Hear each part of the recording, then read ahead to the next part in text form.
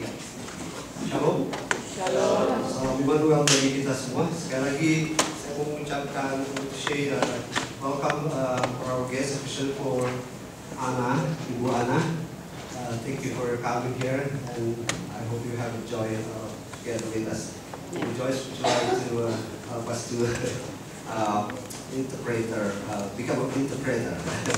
And pada Pak Andres, terima kasih dan sudah bisa, tapi senang bisa kembali lagi bersama-sama dengan kami.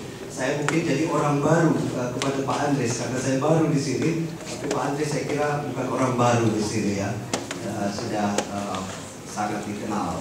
Inilah kami, Immanuel, dari perjalanan iman yang Pak Andres sendiri pasti tahu dalam perjalanan di masa yang lalu sampai dengan saat ini. Sekali lagi senang bisa ketemu dengan kami semua di sini, dan juga Pak Leo dan Ibu Lili.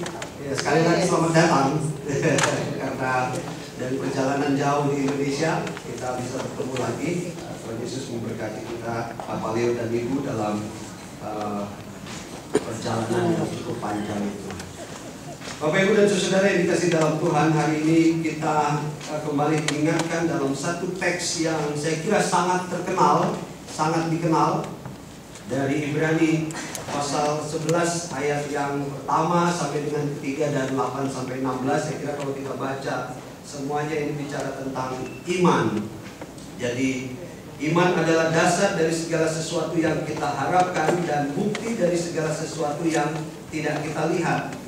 Dasar dari segala sesuatu yang kita harapkan dan bukti dari segala sesuatu yang tidak kita lihat. Saya kira kita semua sudah paham, kita bahkan menghafal bagian ini. Kalau ditanya iman itu apa, saudara pasti cepat, atau saya pasti cepat menjawab Ibrani 11 ayat yang pertama. Atau sudah lupa semua bagian ayat ini? Jangan-jangan lupa ini. Iman apa? Iman adalah dasar dari segala sesuatu yang kita harapkan dan bukti dari segala sesuatu yang tidak kita lihat. Jadi nanti perlu dicek ulang gitu ya. Ini harus diingat, harus harus paham betul.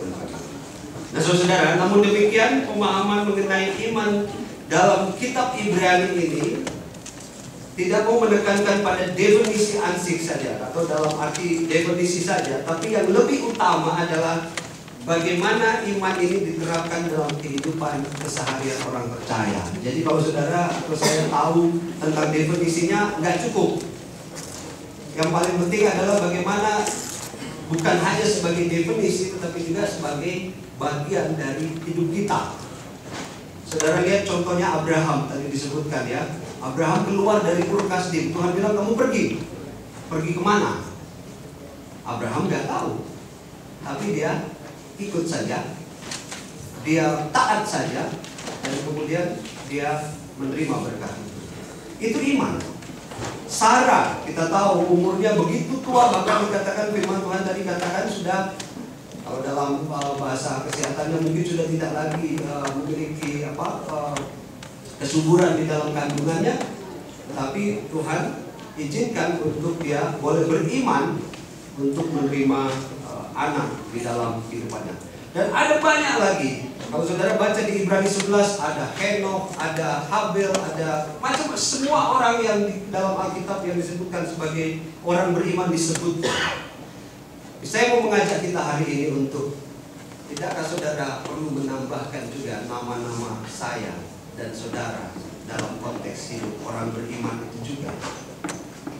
Ada Habel, ada Abraham, ada Henokh, ada semua orang yang disebutkan di dalam Ibrani pasal 11 ini. Saya juga ingin mengatakan bahwa mari kita juga mencantumkan, memasukkan nama kita juga sebagai orang-orang beriman. Jangan hanya menjadi atau tahu saja definisi tentang hidup orang beriman, tetapi kita tidak melakukannya dalam hidup kita sehari-hari. Karena kita tidak ingin hanya menjadikan pemahaman iman itu hanya menjadi definisi dalam hidup kita, tapi merupakan penghayatan dan keyakinan kita yang sungguh-sungguh dan hidup dalam keseharian kita. Mulai dari bangun tidur, dari bekerja, melakukan aktivitas-aktivitas, apapun yang kita kerjakan, sampai dengan saudara dan saya kembali ke rumah untuk beristirahat. Apakah penghayatan iman itu nyata atau tidak dalam hidup kita? Ini yang paling penting juga. Saya ingin mengatakan satu hal kepada Bapak Ibu. Saya senang sekali dengan seorang teolog yang selalu berapa kali juga saya sebutkan di sini karena saya selalu membaca bagian ini. Dietrich Bonhoeffer, seorang teolog Jerman di masa pemerintahan Adolf Hitler, yang kemudian dia mati digantung karena imannya kepada Kristus. Ketika masa itu masa yang paling sulit bagi orang Jerman, karena begitu banyak persoalan politik yang ada, dan gereja pada saat itu juga terkooptasi dengan politik yang ada. Tapi ada seorang Dietrich Bonhoeffer yang sama sekali tidak mau ikut di dalam peta politik pada waktu itu. Dan slogannya yang paling hebat, yang sampai saat ini masih terdengar, adalah slogan yang dia sebut dengan iman yang murahan. Kenapa begitu? Dia pergi ke Amerika, dia menikmati Amerika, dia menikmati fasilitas sebagai seorang profesor. 1 tahun kemudian dia katakan, tidak, saya harus kembali ke Jerman untuk bersama-sama dengan banyak orang yang menderita pada waktu itu. Dan saudara tahu resikonya apa? Dia digantung dengan cara yang sangat tidak manusiawi. Semua bajunya dibuka, dan kemudian dia berjalan sendiri ke tiang gantungan, dan dilakukan satu pembantaian dicatat dalam sejarah, satu pembantaian yang luar biasa, yang biadab terhadap seorang yang bernama Dietrich Bonhoeffer. Karena dia mau mengatakan kepada dunia, iman saya bukan iman yang murahan. Iman yang murahan, ini satu kata yang menurut saya sangat menemplak diri saya sendiri sebagai orang beriman. Menurutnya, atau menurut Bonhoeffer tadi seperti yang saya katakan, beriman kepada Kristus bukanlah satu penghayatan yang murahan. Karena Kristus mati, darahnya tertumpah, dan itu sangat mahal harganya. Kita tidak dapat membelinya dengan apapun. Itu artinya beriman kepada Kristus sebagai Tuhan dan Juru Selamat kita, itu adalah beriman bukan kepada sesuatu yang murahan. Siapa yang bisa membeli korban Kristus? Siapa yang bisa membeli darah Kristus? Kalau kita beriman kepada Kristus yang demikian, maka iman kita harusnya bukan menjadi iman yang murahan. Karena Kristus memberikan nyawanya dengan begitu luar biasa, dan tidak ada harganya, tidak bisa dicapai harganya dengan apapun. Orang beriman harusnya bukan menjadi orang yang beriman secara murahan. Keluarga yang beriman harusnya bukan menjadi keluarga yang beriman secara murahan. Gereja yang beriman harusnya bukan menjadi gereja yang beriman secara murahan. Karena kita beriman kepada Kristus yang telah mengorbankan dirinya dengan harga yang sangat mahal, yaitu kematian dengan menumpahkan darahnya. Dan bahkan kita tidak dapat menggantinya atau membelinya dengan harga berapapun. Itu artinya menjadi orang Kristen harusnya bukan menjadi orang Kristen murahan. Saya mau mengatakan kepada kita, itu artinya kita harus menjadi orang Kristen yang memiliki iman yang bukan iman yang murahan. Mungkin saudara tanya, bagaimana sih ciri orang yang beriman secara murahan itu? Sekarang banyak sekali orang Kristen yang memiliki iman secara murahan. Ketika kesempatan datang, atau tantangan datang, ketika persoalan datang yang menimpa begitu keras dan mempertimbangkan iman, banyak orang hari ini goyah dan meninggalkan imannya. Apakah karena tekanan, apakah karena kesempatan yang dia diberikan kepadanya bahwa kalau kamu mendapatkan ini, maka kamu harus meninggalkan imanmu. Apakah kamu mau? Saudara, banyak orang mau melakukannya. Banyak sekali catatan-catatan tentang itu. Abraham ketika imannya diuji, kamu pergi ke gunung dan kemudian bawa anakmu Ishak, kemudian sembelih dia, potong dia. Itu kesempatan di mana orang untuk menjadi goyah iman. Tetapi Abraham tidak demikian. Abraham justru tetap kuat imannya. Calvin, salah seorang bapak gereja, pernah mengatakan begini: iman atau hidup beriman itu adalah satu tanda pertobatan. Iman atau hidup beriman itu adalah sebuah tanda pertobatan. Tanda pertobatan yang sejati adalah kita mengasihi Kristus dan kita juga mengasihi sesama. Tidak mungkin kita memiliki tanda pertobatan sebagai orang beriman kalau iman kita atau kalau kita tidak mengasihi atau membenci saudara kita. Mungkinkah kita mengatakan bahwa tanda pertobatan yang sejati, kita mengatakan bahwa saya mengasihi Tuhan, tapi saya membenci saudara saya? Itu bukan tanda pertobatan. Tapi tanda pertobatan atau hidup beriman itu adalah satu tanda pertobatan. Dia mengasihi Allah dan juga mengasihi manusia.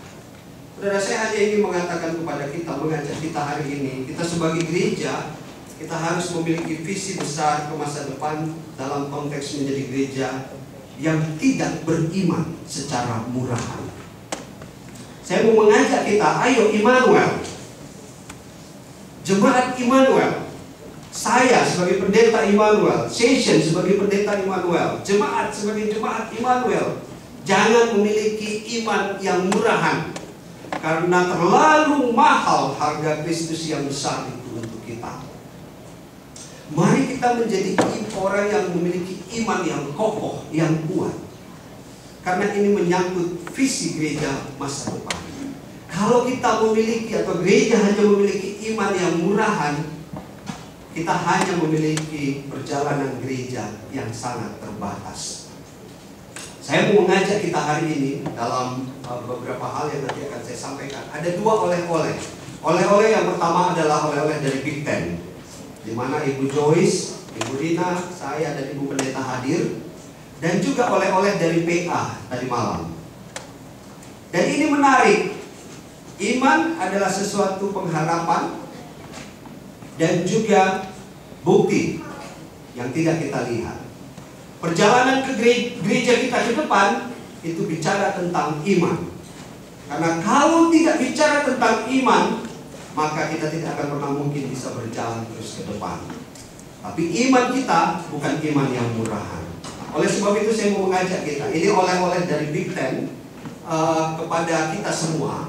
Bagi Bapak Ibu yang ada di sini, saya senang untuk berbagi. Nanti Ibu Joyce atau Bu Rita atau Bu Pendeta silakan menambahkannya dalam kaitan dengan visi gereja ke depan, visi masa depan, iman gereja Immanuel ke masa depan. Saudara, dalam Big Ten kemarin ada 1.400 orang yang hadir, dan ini banyak sekali, dan ada begitu banyak kesempatan untuk kita belajar di sana. Dari kelas-kelas yang kami ambil dari Ibu Joyce, Ibu Lisa, Ibu Rina, dan mereka merefleksikan apa yang ada, yang mereka dapatkan. Kita mendapatkan ada beberapa poin penting yang saya kira ini menjadi visi kita ke depan, iman kita ke depan. Meskipun mungkin belum kita nampak, ini menjadi sebuah pengharapan, tetapi ini menjadi bukti bahwa kita memiliki iman yang tidak murahan. Saudara lihat, menjadi gereja yang misioner. Ini sebuah perjalanan, dari perjalanan kita melihat acara-acara Big Ten dan sebagainya. Satu kata yang luar biasa, yaitu bagaimana kita harus menjadi gereja yang misioner. Dan ketika gereja menjadi gereja yang misioner, perjalanan gereja, gerak gereja itu begitu luar biasanya. Gereja yang misioner tidak bicara tentang ke dalam, tetapi juga bicara tentang keluar. Keluar itu bukan berarti kita mau pergi ke sana, mau pergi ke sana, mau pergi ke sana. Tidak. Apa yang ada di sekitar kita, saudara, menjadi gereja yang misioner, menjadi keluarga yang misioner bagaimana? Coba lihat apa yang ada di sekitar kita. Coba lihat apa yang ada di depan kita. Coba lihat apa yang ada di belakang, samping, kiri, kanan kita. Kita tidak mau hanya jadi gereja yang ada di dalam gedung. Ada Korea, ada Taiwan, ada gereja-gereja dari Afrika. Semua bicara tentang gereja yang misioner. Wah, saya pikir gereja yang misioner adalah sebuah gereja yang menjadi visi ke depan atau menjadi iman kita untuk menjadi gereja Immanuel di masa depan. Pelayanan yang holistik. Kita nggak hanya bicara tentang kegiatan gereja di dalam kaum bapak, kaum ibu, apalagi anak-anak pemuda, tapi sebuah pelayanan yang menyeluruh, pelayanan yang begitu luasnya yang bisa kita ambil sebenarnya. Misalnya multicultural, kita sudah mulai itu. Bagaimana kita memulai sebuah ibadah-ibadah yang unik, yang berasal dari berbagai tempat. Ibu Lisa mengikuti bagian yang disebut dengan healthy ministry. Bagaimana ini menarik ya, karena siapa di sini yang jago joke, buat lelucon, komedi, ya itu bagian dari pelayanan juga. Kenapa kita menjadi gereja terlalu serius, terlalu ini lihat nih, semuanya pada ya. Kenapa kita tidak joy? Kita sesuatu yang fun. Gereja itu harus sesuatu yang membuat orang ketika dia keluar, dia merasa nyaman, merasa fun, merasa happy. Jangan ketika masuk sudah cemberut, keluar tambah lagi bertambah lagi kerutannya, tapi happy. Dan ada kreatif ministry, dan ini sangat penting bagi kita. Bagaimana kita membuat kreativitas ini?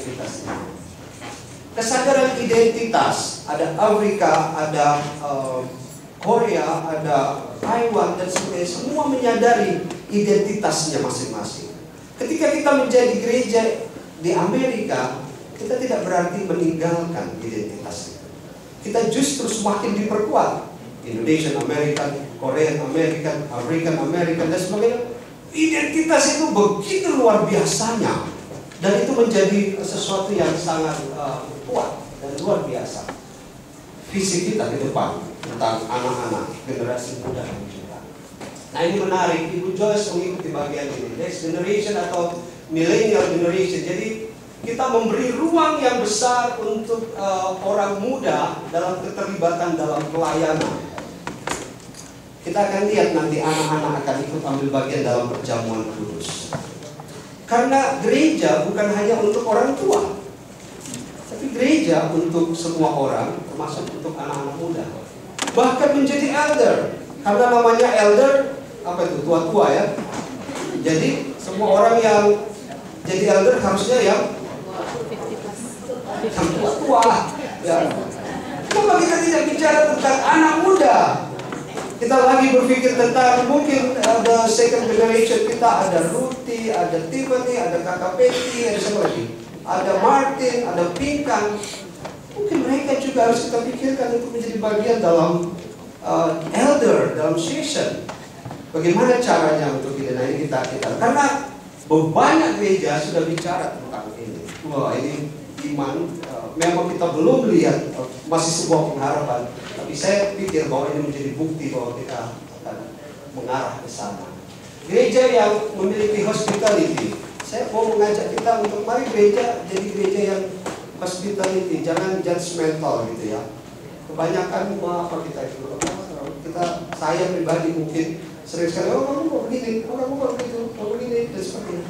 Mengapa kita tidak bicara tentang sesuatu yang lebih hospitality? Menjadi gereja yang membangun hospitality dalam kehidupan kita. Ini visi yang luar biasa.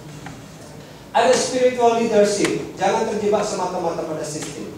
Gereja ada bukan karena organisasi lebih dulu, tetapi gereja ada karena Tuhan Yesus itu sebagai kepala gereja, baru sistem mengikuti. Jangan dibalik. sistem yang mengikuti, organisasi yang mengikuti, baru Tuhan Yesusnya diikutkan. Ini jadi persoalan. Jadi kita capek banget ngomongin organisasi, capek banget ngomongin sistem dan sebagainya. Saya mau mengatakan jangan abaikan sistem, itu nggak baik. Karena gereja kita sekarang cukup solid dengan sistem. Saya nggak setuju untuk kalau gitu Tuhan Yesusnya dikedepankan, nanti sistemnya belakangan aja, nanti tambah gak karuan lagi. Tapi mari kita bicara tentang bagaimana spiritual leadership. Session bukan hanya bicara tentang organisasi, tapi juga bicara tentang spiritual. Kemarin saya dalam PA atau dalam persiapan session waktu itu, empowering semua anggota komisi, ya kan? Setelah berdiri di sini, semua anggota komisi waktu didoakan, berapa yang ada di sini? Tinggal sekolah minggu sama beberapa. Karena jemaat kita semua masuk dalam anggota-anggota komisi. Kalau semua anggota komisi itu berpikir tentang spiritual leadership, maka saudara bisa bayangkan gereja ini seperti apa bergeraknya ke depan. Jadi saya mengatakan kepada session dalam empowering anggota-anggota komisi, tapi diingatkan bahwa empowering dengan spiritual leadership itu. Kita jangan terjebak hanya pada organisasi-organisasi. Oke, tapi jangan itu. Jangan Tuhan Yesusnya dikebelakangkan, ya. Life atau proses transformation of faith. Jadi hidup beriman yang teguh kepada Kristus ini melanjutkan yang di atas tadi. Semua gereja sekarang yang kemarin dalam ikut dalam Big Ten itu menyadari betul bahwa spirit dari transformasi of faith itu menjadi bagian yang paling penting. Ini menarik, Ibu Joyce memakai istilah third place ministry. Jadi ini kelasnya Ibu Joyce. Nah, kita sudah lakukan ini, yang saya sering katakan sebagai marketplace ministry. Pelayanan kita jangan terjebak hanya di ruangan sanctuary ini, atau di ruangan tapi kita bisa bicara itu di satu tempat, di mana mau di kafe, mau di tempat yang lain. Ini Amerika banyak sekali tempat. Kita dengan teman-teman koran ya, pelayanan itu di berbagai tempat, dan orang juga dengan sukacita bisa bergabung bersama-sama. Mari kita pikirkan ini sebagai iman yang tidak murahan untuk visi kita ke masa depan, ya. Membangun persahabatan lintas organisasi, juga bahkan lintas iman. Kemarin ada seorang ibu namanya Ibu Farzizana Risakota. Beliau adalah antropolog, dan dengan suaminya Bernard Ardeni Risakota, dia misionaris Presbyterian yang ada di Indonesia. Dan dia menceritakan bagaimana dia membangun relasi bukan hanya dengan orang Kristen sebagai misionaris, tapi dia juga membangun relasi dengan teman-teman Muslim. Dan ini luar biasa kesaksian-kesaksian yang seperti ini. Saudara, bagaimana iman kita? Mau tetap menjadi iman yang murahan dengan tantangan yang demikian? Kita harus memiliki iman yang kokoh, karena Kristuslah sumbernya. Pak Pendeta, kalau ini ada kosnya ini. Ini ada biayanya ini. Biaya kita sudah habis. Gak mungkin kita bisa menjadi gereja yang misioner. Pak Pendeta, kalau ikut ini semua, selesai gereja kita. Kita akan lihat visi kita hanya sampai jam 5 sore. Karena nanti kita mau lihat oleh-oleh dari PA kemarin itu menjadi menarik. Bagi Bapak Ibu yang tidak ikut PA, ini oleh-olehnya. Jadi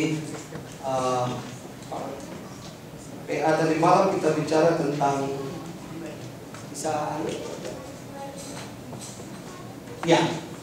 jadi ada yang kalau saudara bicara tentang ini kos nih Pak Pendeta, ini biaya nih.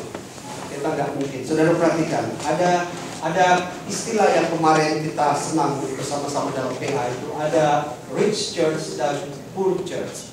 Rich church dan poor church ini bukan bicara tentang material, tapi ini bicara tentang karakteristik. Ada gereja yang mungkin secara material miskin, dalam arti material, tapi dia mempunyai karakteristik yang rich church. Tapi ada juga yang mungkin gereja itu secara material rich church, tapi secara karakteristik poor. Ini bukan bicara tentang material, tentang jumlah uang. Tapi saudara lihat dari pengaruh tentang konsep karakteristik rich church dan poor church ini, saudara lihat efeknya begitu luar biasa. Gereja yang rich church itu, yang karakteristiknya rich church itu selalu bicara tentang mission. Karena kalau orang bicara tentang mission, dia akan bicara tentang gerakan, kan? Saudara lihat tuh, kalau kita sudah mulai rapat, saya bingung tuh kalau bisa saya dipotong, yang satu ke sini, yang satu ke sana. Saudara, ada masa dimana kalau kita rapi habis gereja itu ya, ada rapat komisi ini, rapat itu, rapat ini, untuk ini dan sebagainya. Itu salah satu tanda ciri bahwa gereja itu mulai bergerak. Jangan kalau habis gereja langsung pulang. Tapi juga jangan langsung gereja makan-makan terus gak ada rapatnya gitu. Itu repot juga itu ya. Tapi gereja yang mission church itu selalu bicara, yang rich church itu bicara tentang mission. Tapi kalau yang poor church itu bicara tentang survival. Aduh gimana ya, ini 1 bulan lagi gimana ya, dananya gimana. Orientasi kita selalu di situ, selalu bicara tentang survival. No. Kemarin karena bicara tentang stewardship, kalau dana itu, jemaat itu pada prinsipnya jemaat yang senang memberi. Jadi kalau dia punya mission, dia punya pemahaman program yang jelas tentang apa, jemaat pasti akan mendukung. Jadi kalau orang hanya bicara tentang survival, repot, pikirannya pasti akan terbatas. Jemaat yang atau gereja yang rich church itu selalu bicara tentang lives, tapi poor church itu selalu bicara tentang money, uang. Terus yang dipikirin tentang uang, bingung, pusing, akhirnya ini udah cukup dan untuk berapa lama dan seterusnya. Jadi selalu begitu, dan ini sangat manusiawi. Saya juga selalu begitu bapaknya. Rich church itu selalu bicara tentang service, tentang pelayanan. Poor church selalu bicara tentang fasilitas. Yang dimaksud dengan service itu begini, kita punya sesuatu, kita harus pikirkan apa yang bisa kita lakukan untuk pelayanan ini. Kalau kita bicara tentang fasilitasnya saja, kita akan cari mana fasilitasnya ya. Sebagai contoh misalnya, RPC punya apa nih? Rainbow. Ini fasilitas, ada. Tetapi kita belum sepenuhnya untuk ambil bagian dalam pelayanan. Padahal pelayanan di situ luar biasa. Kita bicara tentang service, apa yang bisa kita lakukan dengan fasilitas yang ada. Kalau kita baru mencari fasilitas, ini belum menjadi persoalan dan tidak pernah ada. Kita selalu gereja yang rich selalu bicara tentang discipleship. Jadi bagaimana kita memuridkan, artinya mengembangkan potensi-potensi yang ada. Tapi gereja yang poor selalu bicara tentang investment. Investment itu apa ya? Kita sibuk aja menyelesaikan persoalan-persoalan yang ada. Berusaha untuk selesaikan masalah ini, selesaikan masalah ini, selesaikan masalah ini, selesaikan masalah ini. 1 tahun pendeta asik untuk menyelesaikan masalah-masalah, lupa tentang visi tujuan yang ada, pencapaiannya. Begitu juga dengan yang lainnya. Tapi kita bicara tentang discipleship, anak muda, sekolah minggu, kaum bapak dan seterusnya. Saudara perhatikan, kita bicara tentang Yesus, gereja bicara tentang Yesus, bukan bicara tentang gereja. Kalau kita hanya bicara tentang gereja, banyak hal yang tidak mungkin terjadi. Membiarkan Allah untuk memimpin kita, membiarkan Allah untuk bicara, tapi kita hanya, kalau yang project selalu bicara tentang numbers and percentages. Jadi angka-angka, kebingungan dengan angka-angka. Vision tentang New World. Jadi kita harus bicara tentang masa depan yang jangan visionnya ini yang seperti saya katakan tadi sampai jam 5 sore aja. Jadi ya udah, kita visinya cuma sampai jam 5 sore, habis itu kita pulang. Tapi kita harus punya satu visi besar. Melihat apa yang ada, yang akhirat tujuan yang ada, jangan hanya melihat year per year. Dan saudara, ini yang menjadi perilaku kita semua. Baik saya sebagai pendeta, baik saudara, baik banyak orang, kita selalu memulai dengan apa yang mereka lakukan, bukan apa yang harus saya lakukan. Kita melihat pertumbuhan gereja, bukan hanya melihat konten dari orang-orang itu. Artinya konten itu yang paling penting dari